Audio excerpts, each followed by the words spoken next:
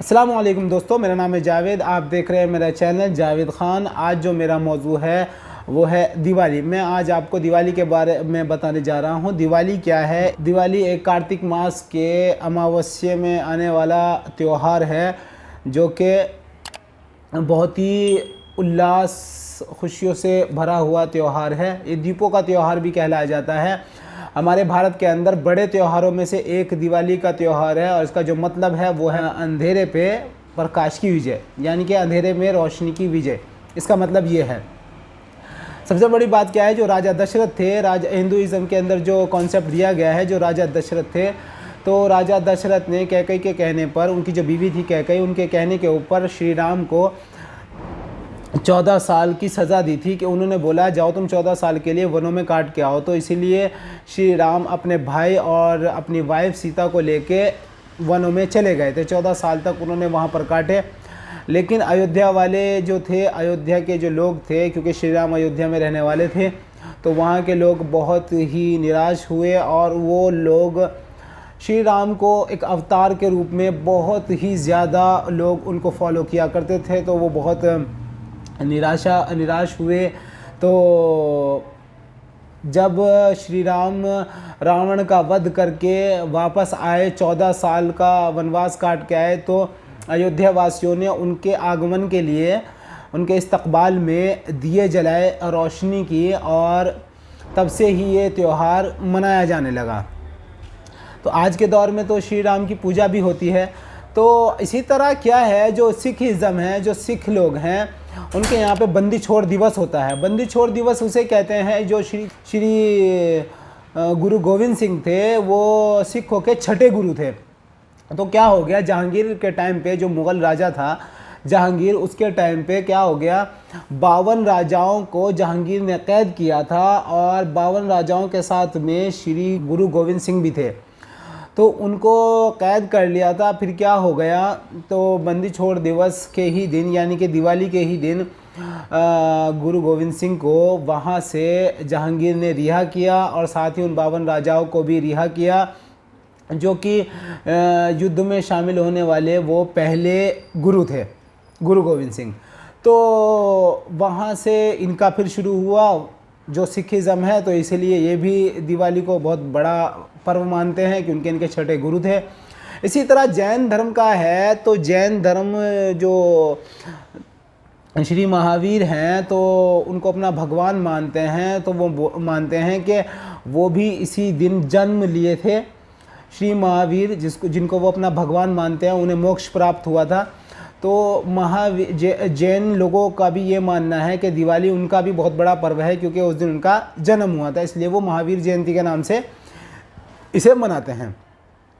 अच्छा, ये हो गया इन तीनों का कॉन्सेप्ट के क्यों मनाते हैं ये लोग। तो लेकिन कुछ लोग जो हमारे यहाँ मुस्लिम लोग हैं, मुस्लिम कम्युनिटी है, वो लोग भी इस चीज़ को मनाने लगी है आज के दौर में, या मनाती रही है, या मनाने लगी है, या उनका दिल करता है मनाने का। देखिए, कुरान के अंदर जो भी कुरान को फॉलो करने वाले लोग हैं, मुस्लिम हैं, वहाँ पर ऐसा कोई भी कॉन्सेप्ट नहीं है अल्लाह के अलावा किसी की भी हम इस तरह से, क्योंकि श्री राम की पूजा होने लगी है इस दौर में, इसकी वजह से तो अल्लाह ताला को ये बिल्कुल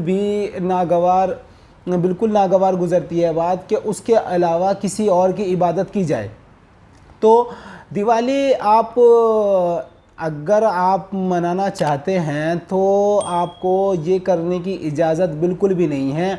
जो धर्म की एक्टिविटी है ना, जैसे पूजा करना, किसी की धर्म स्थल पे जाना किसी के, इस तरह से, और वहाँ पे वो धर्म की जो एक्टिविटीज़ हैं वो करना, जो कि कुरान में साफ साफ मनाही है। देखिए, कुरान में साफ साफ किसी का भी हो, हम यहाँ पर किसी का, हम हाजी अली की दरगाह पे चले जाएं, और ख्वाजा गरीब नवाज जो अजमेर में है वहाँ पे चले जाएं, वहाँ पे हम मन्नत मांगते हैं, कुछ भी मांगते हैं, तो ये सब शिर्क है।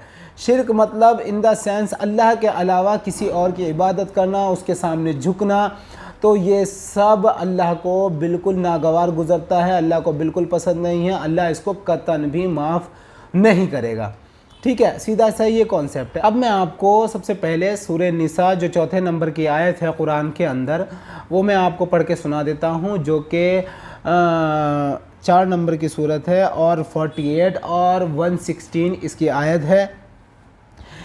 अऊज़ु बिल्लाहि मिनश शैतानिर रजीम, बिस्मिल्लाहिर रहमानिर रहीम।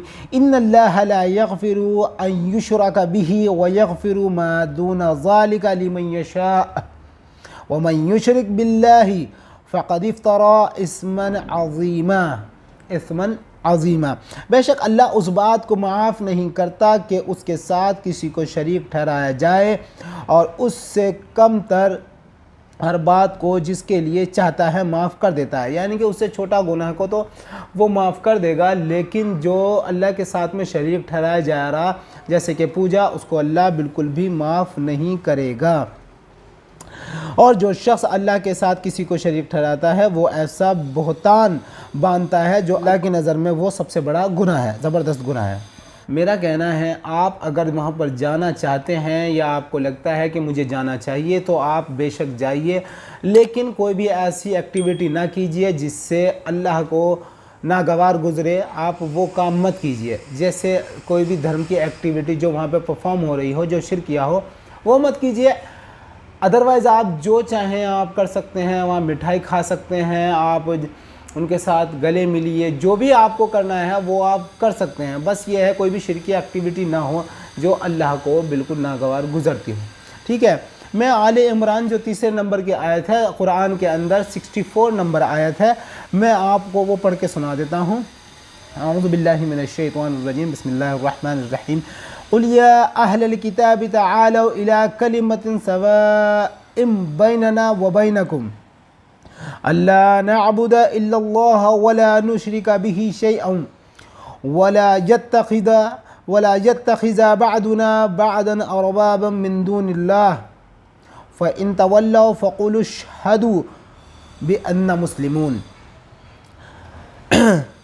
कह दो कि ए अहले किताब, एक ऐसी बात की तरफ आ जाओ जो हम तुम में मुश्तरका हो, यानी कि एक जैसी हो, और वो ये कि हम अल्लाह के सिवा किसी की इबादत ना करें और उसके साथ किसी को शरीक ना ठहराएं, और अल्लाह को छोड़कर हम एक दूसरे को रब ना बनाएं। फिर भी अगर वो मुँह मोड़ें तो कह दो आप गवाह रहें कि भाई हम उसके फर्मा बरदार हैं, मुस्लिम हैं।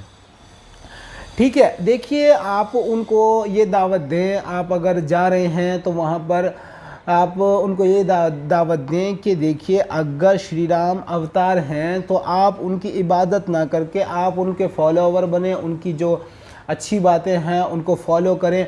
लेकिन आपको जो इबादत करनी है, जो सर को झुकाना है, सर तस्लीम खम करना है, वो सिर्फ़ हमें ईश्वर के ही आगे करना है। ईश्वर के अलावा हम किसी को अपना सर झुकाने के लिए नहीं कह सकते।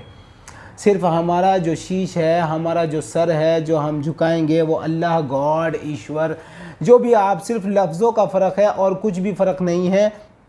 देखिए उससे पहले भी जो लोग थे, मैं मानता हूँ कि इस अरबी ज़बान से पहले और भी भाषाएं रही होंगी, तो वो जो भी थी, अभी उसमें से जैसे एक ये है तो उसमें ईश्वर का वर्ड है, तो जाहिर सी बात है मैं ईश्वर को ही शीश झुकाऊंगा अगर जब तक अल्लाह वर्ड नहीं आया है। ठीक है, ये तो बाद में प्रॉफिट मोहम्मद, अल्लाह ने अपना लास्ट मैसेंजर भेजा तो उसके लिए मैं उसको फॉलो करने लगा और उसके बताए हुए रास्ते पर चलने लगा, और जैसा उसने बताया गॉड को फॉलो करने लगा, मतलब गॉड की मानने लगा कि मुझे बताया गया है, प्रॉफिट मोहम्मद ने बताया है सिर्फ़ रसूलुल्लाह ही के, सिर्फ़ अल्लाह ही के सामने तुम्हें शीश झुकाना है और किसी के सामने शीश झुकाना नहीं है। तो ठीक है, आप मज़हबी एक्टिविटी के अंदर अगर जाना चाहते हैं तो आप ज़रूर जाइए, बट लेकिन कोई भी शिरकिया वहाँ पे एक्टिविटी को परफॉर्म ना करें। ठीक है, देखिए मैं अभी आपको सबसे ज़्यादा, मुझे ये हदीस बहुत ज़्यादा मैंने इस पर गौर किया, फिर मैंने सोचा कि आपके सामने भी जो लोग मानते हैं उनको मैं बता देता हूँ। देखिए अबू दाऊद के अंदर क्या है, 3313 नंबर की ये हदीस है। इसके अंदर आया है एक शख्स था, तो रसूलुल्लाह सल्लल्लाहु अलैहि वसल्लम से कहने लगा कि या रसूलुल्लाह, मैंने एक मन्नत मांगी थी हैं, एक बवाना जगह है, आप मुझे इजाज़त दें तो मैं वहाँ पे वो मन्नत पूरी करके आ जाऊँ। उसने बोला कि मुझे ऊँट ज़िबह करना है, यानी कि क़ुरबान करना है, मैंने मन्नत मांग रखी है। तो रसूलुल्लाह सल्लल्लाहु अलैहि वसल्लम ने फरमाया, देखिए अब मैं आपको सुनाता हूँ। तो नबी करीम सल्लल्लाहु अलैहि वसल्लम ने फरमाया, क्या जाहिलियत के बुतों में से कोई बुत वहाँ था जिसकी इबादत की जाती थी? यानी कि जहाँ तुम बवाना में जा रहे हो वहाँ पे कोई ऐसी कोई शिरकिया एक्टिविटी तो नहीं हो रही थी, बुतों की मतलब पूजा तो नहीं हो रही थी? तो उन्होंने कहा नहीं, लोगों ने कहा नहीं। फिर आप सल्लल्लाहु अलैहि वसल्लम ने फरमाया, अभी ये सबसे ज़्यादा पॉइंट करने वाली बात है जो मैं आपको बताना चाह रहा था इस हदीस के अंदर, जो मुझे सबसे ज़्यादा पॉइंट लगा। क्या कुफ़ार की ईदों में से कोई ईद वहाँ मनाई जाती थी? देखिए कुफ़ार इन द सेंस, देखिए जो कुफ़ार थे, मुशरिकीन थे, वो ज़्यादातर सब बुतों को ही मानते थे, ठीक है, सब बुतों की पूजा करते, सब के अपने अपने अलग अलग बुत थे। तो इसीलिए रसूलुल्लाह सल्लल्लाहु अलैहि वसल्लम ने कहा कि क्या कुफ़ार की ईदों में से, यानी कि कोई फेस्टिवल में से वहाँ कोई फेस्टिवल तो नहीं मनाया जाता था? तो लोगों ने कहा वहाँ नहीं मनाया जाता था। तो फिर रसूलुल्लाह ने इजाज़त दे दी, ठीक है तुम कर लो, बट लेकिन ऐसी कोई जो मन्नत है वो पूरी करना जायज़ तो है नहीं, ठीक है, लेकिन जब तुमने मांग रखी है तो चले जाओ। फिर भी इसमें ऐसा बताया गया है कि जो मन्नत मैंने मांग ली अब वो मेरी हिम्मत से बाहर हो रही है, तो ऐसी भी मन्नत मांगना जायज़ नहीं है, ठीक है, या पूरी करना जायज़ नहीं है।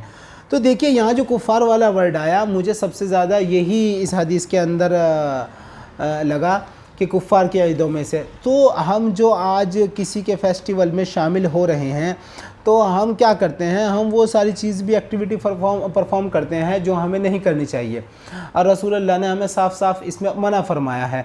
देखिए अगर आपको कोई कह भी रहा है कि ठीक है हैप्पी दिवाली, तो आप भी उसे कह देना सेम टू यू, लेकिन आप उसके साथ शरीक तो नहीं हो रहे हैं ना, ठीक है, क्योंकि फिर सामने वाला ये कहता है भाई वो भी तो हमारी ईद में शामिल हो रहे हैं, हमें ईद मुबारक कह रहे हैं, ठीक है भाई आप उन्हें कह दीजिए, बट मेरा कहना यह है कि आप उनकी ही किताबों से उन लोगों को एजुकेट कीजिए कि देखिए जो आप ये परफॉर्म कर रहे हैं तो ये सही नहीं है। देखो हमारा जो भारत है वो सेक्युलर है, वहाँ यहाँ पर हर किसी को अपनी बात कहने का पूरा पूरा हक है।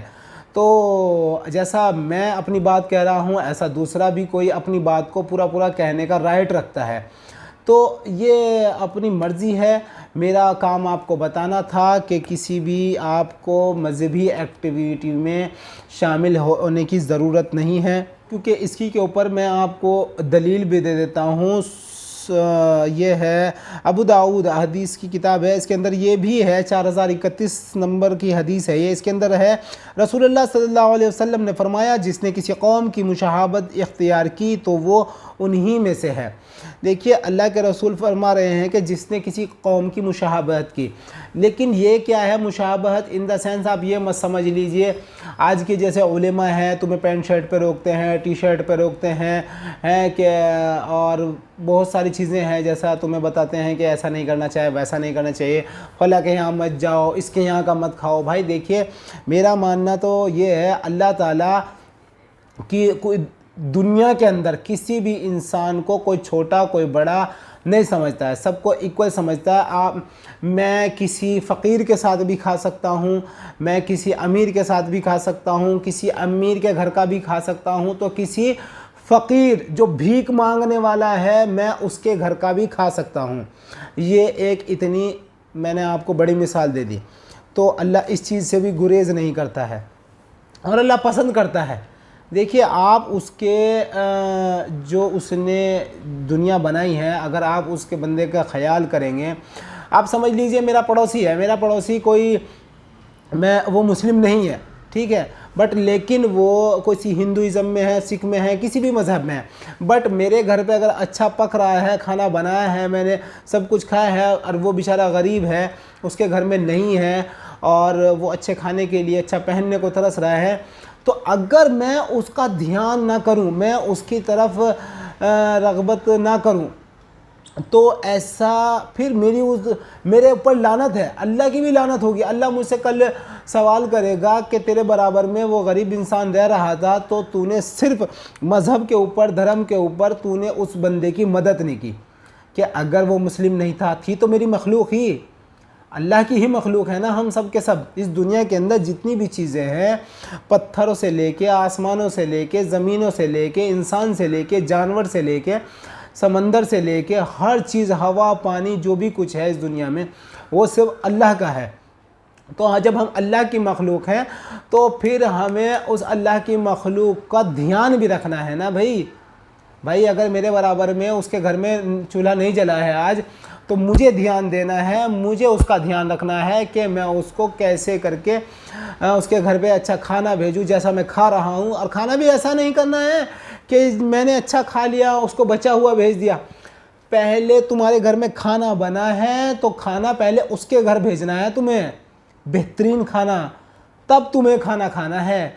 ये है अखलाकियात, ये है दीन, ये है हमारा इस्लाम जो अल्लाह हमें बता रहा है। दीन ये नहीं है कि हम एक दूसरे से बुग़्ज़ रखें, किन्हा रखें, एक दूसरे से नफ़रतें पाल लें। हमें इस भाईचारे को मेंटेन रखना है, हमें इसी माशरे में रहना है, और जो अल्लाह ने हमें दावत का काम दिया है उस दावत के काम को पूरा करना है। तो बस आज का मेरा बताने का जो मकसद था वो यही था। उम्मीद है कि आप समझ गए होंगे। तो अगर आपको मेरी वीडियो पसंद आती है तो मेरी वीडियो को लाइक, शेयर, सब्सक्राइब करें। और अगर आपका कोई भी सुझाव हो, कोई भी मशवरा हो, तो आप मुझे कमेंट के ज़रिए लिख सकते हैं, आप अपनी राय दे सकते हैं।